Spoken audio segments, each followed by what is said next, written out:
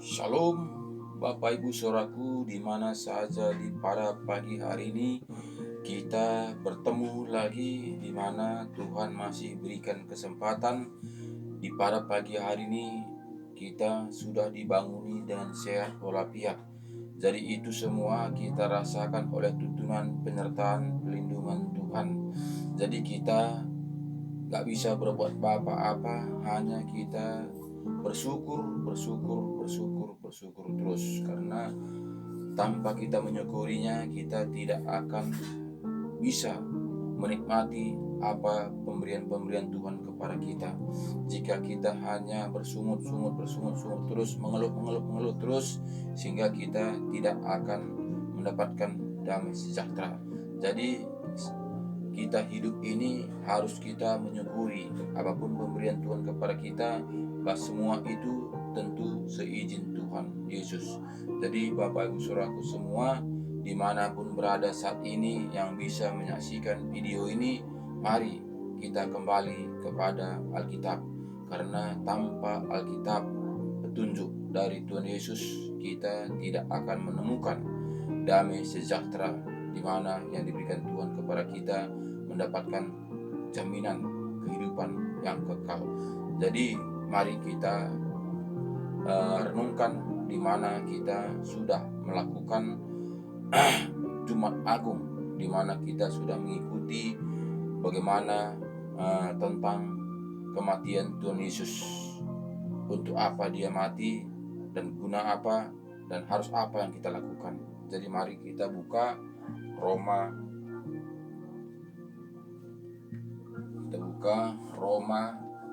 6. Kita dilihat sini Roma 6 mulai ayat 1. Judulnya Mati dan Bangkit dengan Kristus. Jadi kita harus mengerti. Jika demikian, apakah yang hendak kita katakan? Bolehkah kita bertekun dalam dosa supaya semakin bertambahnya kasih karunia? Jadi sini tanda tanya karena sering kita mengatakan Yesus sudah disalib di kayu salib, darahnya sudah tercurah untuk menebus dosa-dosa kita. Jadi sini apakah jika demikian, apakah memang kita sudah bebas? Apakah kita sudah bebas berbuat dosa karena kita sudah diampuni, karena dosa kita sudah disalibkan di kayu salib? Dari sini tanda tanya. Ayat 2 mengatakan sekali-kali tidak. Bukankah kita telah mati bagi dosa? Bagaimanakah kita masih dapat hidup di dalamnya? Jadi sini kita tahu kita sini sudah mati dalam dosa. Karena Yesus sudah menunjukkan di mana dia mengakhiri di kayu salib. Jadi ayat 3 mengatakan kepada kita, atau tidak tahukah kamu bahwa kita semua yang telah dibaptis dalam Kristus telah dibaptis dalam kematiannya? Jadi sini katanya tadi kepada kita, contohnya kita yang sudah dibaptis kita ditenggelamkan artinya dikubur lalu bangkit lagi, sehingga kita ditenggelamkan, sehingga kita bangkit. Situ kita sudah menenggelamkan semua dosa-dosa kita dari dosa nenek moyang kita, dan situ kita menjadi lahir baru. Jadi sama seperti itu Tuhan Yesus yang kita rayakan Jumat Agung, situ Yesus sudah bangkit menjadi manusia baru, menjadi roh. Jadi bukan lagi perjuangan kita tentang daging, tapi perjuangan kita tentang roh. Jadi sini kita melihat, bahkan ayat 3 mengatakan tadi kepada kita, atau tidak tahukah kamu bahwa kita semua yang telah dibaptis dalam Kristus telah dibaptis dalam kematiannya, dan demikian kita telah dikuburkan bersama-sama dengan dia oleh baptisan dalam kematian, supaya sama seperti Kristus telah dibangkitkan dari antara orang mati oleh kebangkitan Bapa, demikian juga kita akan hidup dalam hidup yang baru. Jadi sini kita ketika kita dibaptis, ditenggelamkan, sehingga kita bangkit, kita sudah sama seperti Kristus yang sudah memperagakan, sudah mempraktekkan di mana dia sudah dikubur, baru bangkit kembali. Jadi sudah menjadi manusia baru. Jadi kita juga demikian, selaku kita menjadi pengikutnya yang taat dan setia, kita dibaptis dan dibangkitkan, kita menjadi lahir baru. Jadi kita sudah menenggelamkan semua dosa-dosa kita. Jadi kita menjadi manusia baru. Jadi jelas dikatakannya tadi dari ayat 5 katakannya kepada kita, sebab jika kita telah menjadi satu dengan apa yang sama dengan kematiannya, kita juga akan menjadi satu dengan apa yang sama dengan kebangkitannya. Jadi jika kita melakukannya seturut dengan apa yang diajarkan Tuhan Yesus kepada kita, itulah tentang baptisan, sehingga kita sama seperti apa yang diajarkannya. Jadi kita tidaklah membangkang, tidaklah lari dari jalur, tidaklah lari dari perintah Tuhan. Jadi kita itu mengikutinya seturut apa yang diajarkan Tuhan Yesus kepada kita, supaya kita itu jangan mengeraskan hati. Jika kita tidak mau melakukan seturut dengan kehendak Tuhan Yesus, berarti kita mengeraskan hati. Jadi jelas katanya tadi kepada kita sini, sebab jika kita telah menjadi satu dengan apa yang sama dengan kematiannya, kita juga akan menjadi satu dengan apa yang sama dengan kebangkitannya. Ayat 6 mengatakan, karena kita tahu bahwa manusia lama kita telah turut disalibkan, supaya tubuh dosa kita hilang kuasanya, agar jangan kita menghambakan diri lagi kepada dosa. Jadi jika kita sudah dibaptis, sudah ditenggelamkan, dan kita bangkit, dan kita sudah dosa-dosa lama kita tidak lagi berkuasa kepada kita, dan kita oleh karena Roh Tuhan yang bekerja, sehingga kita itu sudah tahu membedakan mana itu salah, mana itu benar, mana itu dosa, manakah itu tidak. Jadi sudah ada yang berkata-kata dalam diri kita, karena kita bukanlah milik kita sendiri lagi, tapi kita sudah menjadi milik Tuhan, karena sudah ada Rohnya. Roh Tuhan bekerja dalam diri kita ini, dimateraikan dengan roh kita. Jadi jika kita belum dimateraikan dengan Roh Kudus, sehingga kita yang berpikir adalah pikiran kita, yang berpikir adalah logika kita, yang berpikir adalah kehendak daging kita. Karena apa? Karena tidak ada yang berkata-kata dalam hati kita ini adalah Roh Tuhan. Jadi Bapak Ibu Saudaraku semua, ini harus kita kembali kepada Alkitab, supaya kita itu benar-benar melakukan seturut dengan kehendak Tuhan. Jadi ayat 6 mengatakan kepada kita, karena kita tahu bahwa manusia lama kita telah turut disalibkan, supaya tubuh dosa kita hilang kuasanya, agar jangan kita menghambakan diri lagi kepada dosa. Sebab siapa yang telah mati, ia telah bebas dari dosa. Jadi sini katanya tadi, jika kita melakukannya sama seperti Tuhan Yesus, ketika dia mati di kayu salib, hingga dikuburkan, dia bangkit. Jadi situ dinyatakan adalah kemenangan di mana Yesus sudah memenangkan maut, sudah mematikan maut, sehingga dia menang menjadi baru. Jadi Yesus sudah mempraktekkannya, di mana dia 3 tahun untuk memberitakan firman Tuhan, bagaimana dia bekerja seturut dengan kehendak Tuhan. Jadi ini semua Bapak Ibu Saudaraku cukup jelas itu sudah diajarkan kita melalui firman-Nya, supaya kita berbalik kepada firman-Nya, supaya mendapatkan bagaimana janji-janji Tuhan seturut dengan kehendak yang diajarkannya kepada kita. Jadi ayat 8 mengatakan kepada kita, jadi jika kita telah mati dengan Kristus, kita percaya bahwa kita akan hidup juga dengan Dia. Jadi jika kita sudah mati, bangkit lagi, berarti kita sudah sama seperti Tuhan Yesus. Jadi makanya kita dianjurkan supaya dibaptis, ditenggelamkan baru bangkit.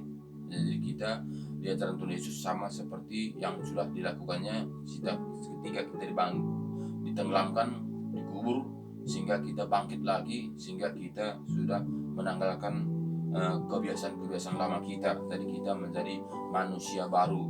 Jadi sama Tuhan Yesus juga sudah mempraktekannya kepada kita, supaya kita melakukannya seturut dengan apa yang diajarkannya kepada kita.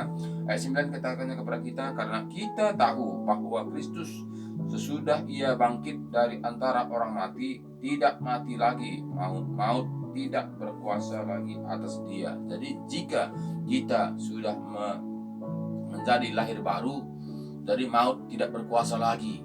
Tidak berkuasa lagi jika kita taat dan setia. Jika kita taat dan setia. Jadi walaupun mungkin kita sudah menjadi lahir baru, jika kita tidak taat dan setia, tentu kita tetap dalam dosa, karena kita masih dikuasai oleh dosa. Jadi apakah kita bisa melakukan tidak berdosa lagi? Memang manusia ada daging ini, tentu manusia tidak lepas dari luput dari dosa. Tapi ada roh Tuhan bekerja dalam hati kita. Ada roh Tuhan yang sudah materaikan dengan roh kita, sehingga roh Tuhan itulah memberikan kemampuan. Roh Tuhan itulah yang bisa memberikan pembelaan. Roh Tuhan itulah yang bisa menuntun, menyertai, mengajari sepanjang kehidupan kita. Tanpa ada Roh Kudus yang mengajari kita, kita tidak akan mampu, kita tidak akan bisa menanggalkan kedagingan kita. Tentu kita condong kepada hawa nafsu kita, condong kepada kedagingan kita. Karena apa? Karena kita masih hidup dalam daging. Jadi ini semua Bapak Saudaraku, harus kita penuh Roh Kudus, supaya Roh Kuduslah yang menguasai diri kita, bukan lagi kehendak daging kita. Jika kita masih memelihara kehendak daging kita, tentu kita tidak sanggup untuk melakukan sesuai apa yang diajarkan Tuhan Yesus kepada kita. Makanya saat ini kita melihat banyak manusia saat ini membuat kebenaran diri sendiri. Karena apa? Karena dia menganggap manusia tidak mampu, manusia tidak sanggup untuk melakukan seturut dengan apa yang diajarkan Tuhan Yesus, seturut dengan tertulis di Alkitab. Jadi makanya banyak manusia saat ini membelotkan firman Tuhan ini, menganggap itu sudah baik. Kenapa? Karena yang dipikirkan secara daging, bukan yang dipikirkan secara rohani, bukan dia pikirkannya dengan roh. Jika kita berpikir dengan berikan hati kita dengan dituntun dengan Roh Kudus, sehingga kita bisa dituntun seturut dengan kehendak Tuhan. Jika kita tidak memberikan diri kita dituntun dengan Roh Kudus, tentu kita akan mengikuti kehendak daging kita seturut dengan kemauan kita. Makanya saat ini Bapak Saudaraku, kita melihat kebanyakan manusia saat ini, pada umumnya orang Kristen, masih mengikuti kehendak dagingnya, sehingga dia tidak taat kepada firman yang tertulis di dalam Alkitab ini dengan sepenuhnya, tapi dicomot-comot firman Tuhan ini supaya menyenangkan daging, supaya menyenangkan tubuh. Jadi ini semuanya saudaraku, kita yang tahu apakah ini salah atau tidak, ini kita sendiri yang tahu. Jadi jika kita kembali kepada firman Tuhan, jika kita menyadarinya, tentu kita tahu mana itu benar, mana itu salah. Jadi kita tidak bisa menghakimi seseorang, tidak bisa kita menuduh seseorang, tapi marilah kita buka hati kita supaya kita menyadarinya, siapa kita sebenarnya, untuk apa kita dilarikan ke dunia ini. Apakah kita dilarikan ke dunia ini untuk dunia? Apakah kita dilarikan ke dunia untuk mendapatkan kerajaan surga? Itu yang tahu diri kita sendiri.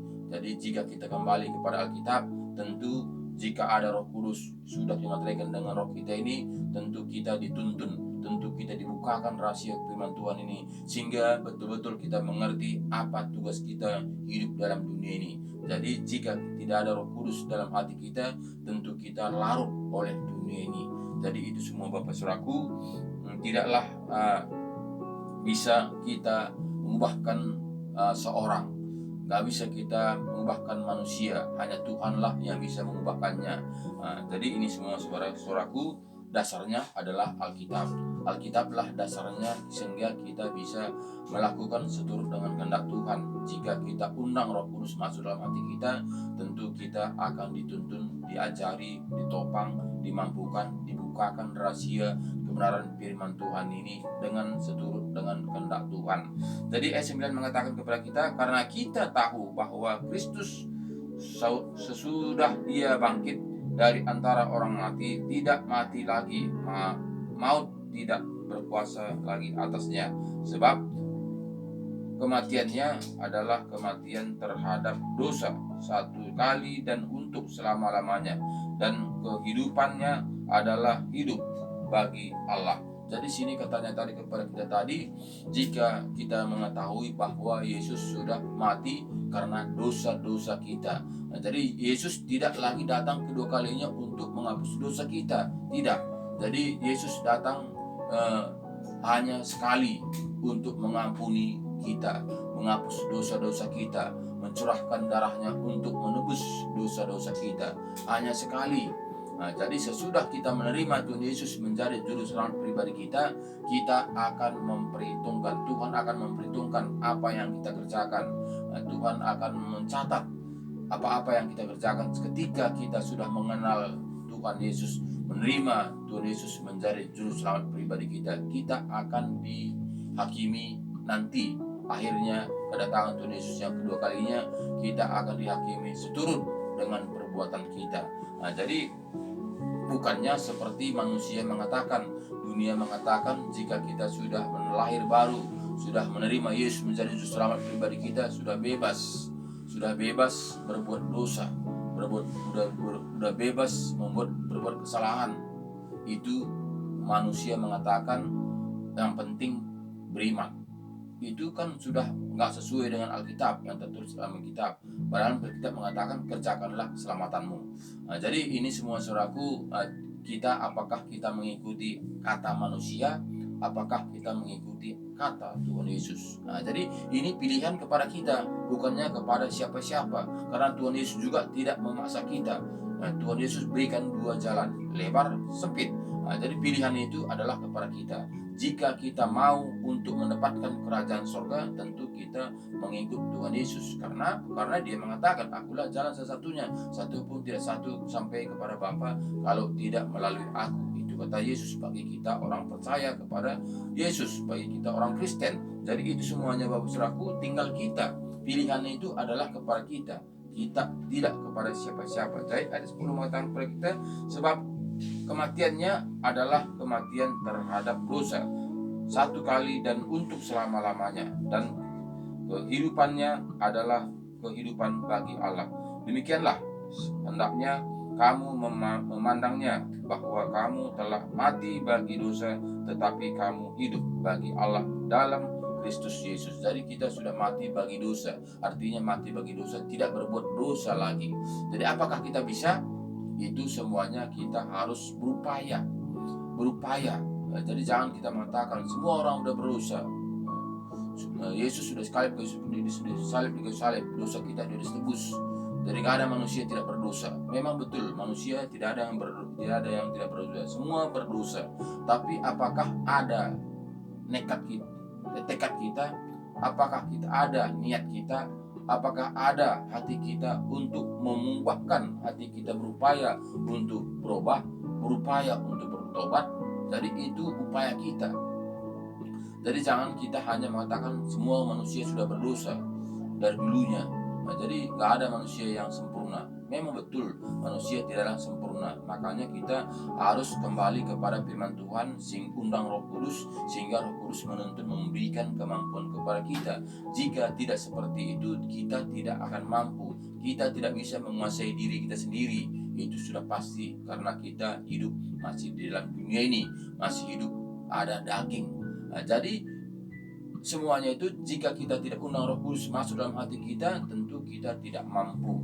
Dari ini semuanya Bapak Saudaraku, marilah kita kembali kepada firman Tuhan supaya kita menyadarinya, apa yang harus kita lakukan, apa yang harus kita tinggalkan. Jadi ayat 12 mengatakan kepada kita, sebab itu hendaklah dosa jangan berkuasa lagi di dalam tubuhmu yang panah, supaya kamu jangan lagi menuruti keinginannya. Jadi di sini katakannya jelas, di sini katakannya ketika kita mendengar firman Tuhan dan berbalik kepada Tuhan dan betul datang untuk melakukan firman Tuhan, menyerahkan diri kepada Tuhan, kita tidak berbuat dosa lagi. Nah, jadi pikiran kita itu tidak lagi pikiran-pikiran dunia ini, tapi kita sudah pikiran sorgawi. Nah, jadi apakah kita mampu? Itu tadi Jika dengan kekuatan kita, kita tidak akan mampu. Jika dengan kita andalkan kehebatan kita, kita tidak akan mampu. Jika kita mengandalkan kekayaan kita, kita tidak akan mampu. Tapi hanya satu, yaitu Roh Penolong.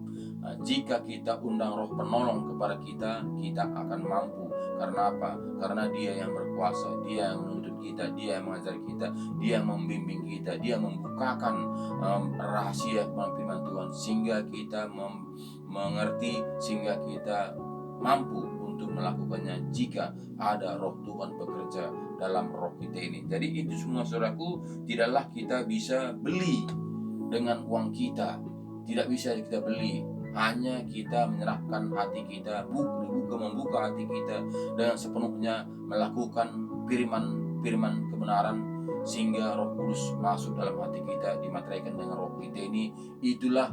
Hanya itulah jalan. Hanya itulah membuat kita bisa. Jadi tidak bisa kita beli dengan kekayaan kita, tidak bisa kita beli dengan uang kita.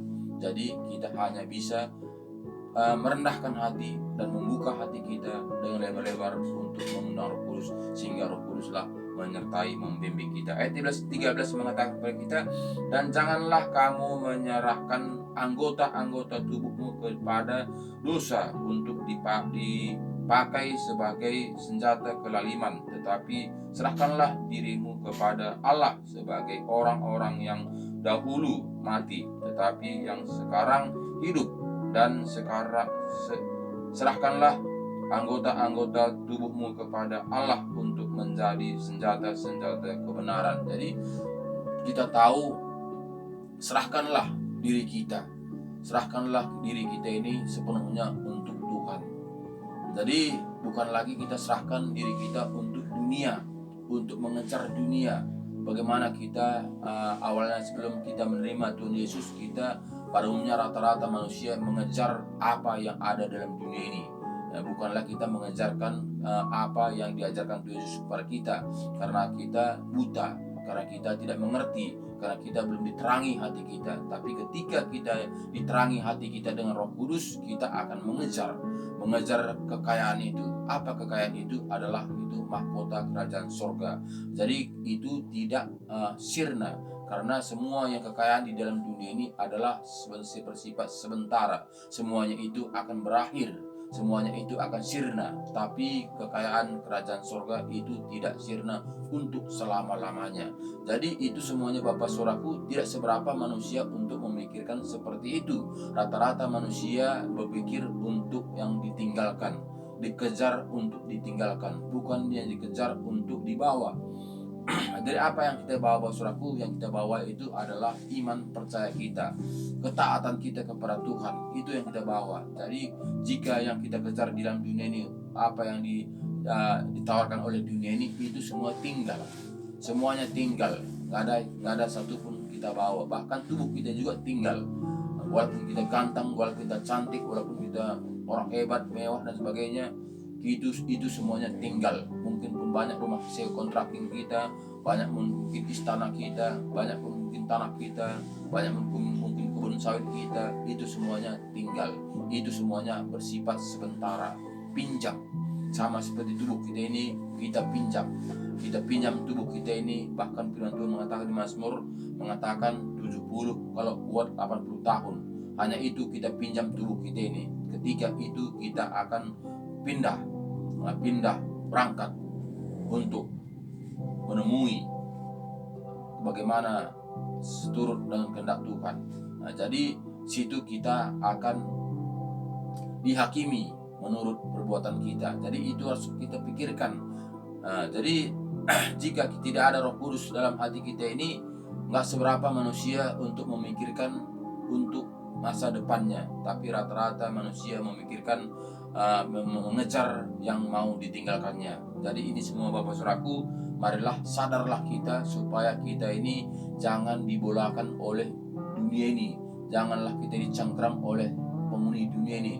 Penghuni dunia ini kita melihat akan dihukum, yaitu setan yang dijatuhkan dari sorga. Dia akan menguasai dunia ini.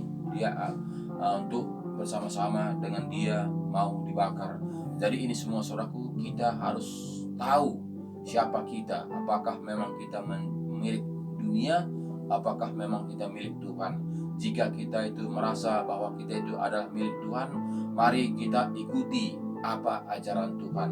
Karena tanpa kita mengikutinya, kita tidak akan mengerti, kita tidak akan paham. Tapi tentu kita hanya ikut-ikutan saja. Tadi kita jelas bahwa sini dikatakan Tuhan mengatakan kita harus seturut dengan apa yang diajarkannya, bahwa kita bangkit meninggalkan dosa. Jadi kita harus mengerti di mana Tuhan Yesus sudah memperjelas kepada kita. Jadi semua ini sari Bapak Saudaraku, karena jelas di ayat 13 tadi, kepada ayat 13 katakannya kepada kita tadi, dan janganlah kamu menyerahkan anggota tubuhmu kepada dosa untuk dipakai sebagai senjata kelaliman, tetapi serahkanlah dirimu kepada Allah sebagai orang-orang yang dahulu mati, tetapi yang sekarang hidup. Dan serahkanlah anggota tubuhmu kepada Allah untuk menjadi senjata-senjata kelaliman, sebab kamu tidak akan dikuasai lagi oleh dosa, karena kamu tidak berada di bawah hukum Taurat, tetapi di bawah kasih karunia. Jadi kita mengerti kita ini adalah di bawah kasih karunia, di mana Yesus sudah datang ke dunia ini karena Dia sangat mengasihi kita sehingga kita mendapatkan kasih karunia. Jika Tuhan Yesus tidak datang ke dunia ini, kita tidak akan mendapatkan kasih karunia. Tentu kita akan maut, kita akan mati, kita akan binasa. Tapi oleh karena Tuhan sangat mengasihi kita sehingga dikaruniakan anaknya ke dunia ini, sama seperti kita masih berdosa, jadi masih melihat dosa. Tapi saat ini kita sudah melihat di mana Jumat Agung semalam kita sudah memperagakannya, bahkan kita sudah melihat di mana bagaimana dan untuk apa dan apa harus kita kerjakan. Karena apa? Karena kita sudah memperingatinya. Itulah artinya kita memperingati Paskah itu, supaya kita ini ada perubahan, ada pertobatan, ada perubahan untuk menjalankan seturut dengan kehendak Tuhan. Jadi bukan hanya sekedar memperingatinya saja, tapi betul-betul kita imani dan betul-betul kita renungkan, betul-betul kita memperagakannya, betul-betul kita mempraktekannya, sehingga kita ada pertobatan, ada kesadaran, sehingga kita bertobat kembali kepada firman kebenaran. Jika kita tidak kembali kepada firman kebenaran, masih dipertanyakan kemanakah kita ini. Karena apa? Karena tidak ada jalan lain. Tidak ada jalan lain selain hanya di dalam Yesus. Itulah yang diajarkan kepada kita sebagai orang-orang Kristen, sebagai orang-orang percaya, sebagai anak-anak Tuhan. Jadi itu semua Bapak Saudaraku, jangan kita hanya sekedar orang Kristen, jangan sekedar kita hanya nama, jangan sekedar kita hanya KTP, jangan sekedar kita ikut-ikutan, tapi mari kita berupaya untuk melakukan seturut dengan kehendak Tuhan, di mana yang tertulis di dalam Alkitab, taat dan setia untuk melakukannya. Walaupun mungkin secara daging tidak mampu untuk melakukannya, tapi kita undang Roh Kudus masuk dalam hati kita, sehingga Roh Kuduslah yang menguasai kita, membimbing kita, menuntun kita, membukakan rahasia firman Tuhan, sehingga otak kita ini nalar untuk melakukannya, sehingga kita bisa paham seturut dengan kehendak Tuhan. Jika kita tidak dibukakan rahasia firman Tuhan kepada kita tidak akan paham rahasia Tuhan, apa tujuan Tuhan kepada kita. Jadi ini semua Bapak Saudaraku, tidak ada pilihan, hanya kembali kepada firman kebenaran, seturut apa yang tertulis di dalam Alkitab yang kita percaya sepenuhnya. Jadi Bapak Saudaraku, inilah firman Tuhan di pada pagi hari ini yang kita merenungkan, supaya kita ini Bapak Saudaraku jangan hanya Kristen KTP, jangan Kristen ikut-ikutan, tapi marilah kita berupaya seturut apa yang diajarkan Tuhan Yesus, seturut dengan tertulis di dalam Alkitab, supaya betul-betul kita mendapatkan upah yang dijanjikan Tuhan kepada kita. Itu adalah mahkota kerajaan surga, kehidupan yang kekal selama-lamanya. Karena kita semua ini Bapak Saudaraku, semuanya ini harus satu keharusan akan meninggalkan dunia ini. Satupun manusia tidak ada kekal hidup dalam dunia ini. Kita pasti akan berjalan terus untuk menuju gerbang. menuju gerbang. Jadi ini semua saudaraku harus kita pikirkan ketika kita sampai nanti di gerbang, apa jawaban kita. Jadi ini semua saudaraku, semuanya kehidupan apa yang kita lakukan dalam dunia ini itu semuanya sudah terekam, tidak bisa kita mengelak. Tidak bisa kita mengelak. Karena apa? Karena seperti zaman sekarang ini kita melihat ada CCTV untuk memantau semua manusia. Jadi juga kerajaan surga itu lebih canggih daripada dunia ini. Jadi apapun kita lakukan tentu sudah tertulis di buku kehidupan. Jadi ini semua saudaraku, marilah kita menyadarinya, melakukannya taat dan setia. Terima kasih. Jaga kesehatan, tetap membaca Alkitab, buka hati kita, terima Roh Kudus untuk menopang, membimbing, menyertai, membukakan rahasia firman Tuhan supaya kita bisa mengerti dan bisa kita menaati dengan setia. Terima kasih banyak. Tuhan Yesus memberkati kita. Shalom.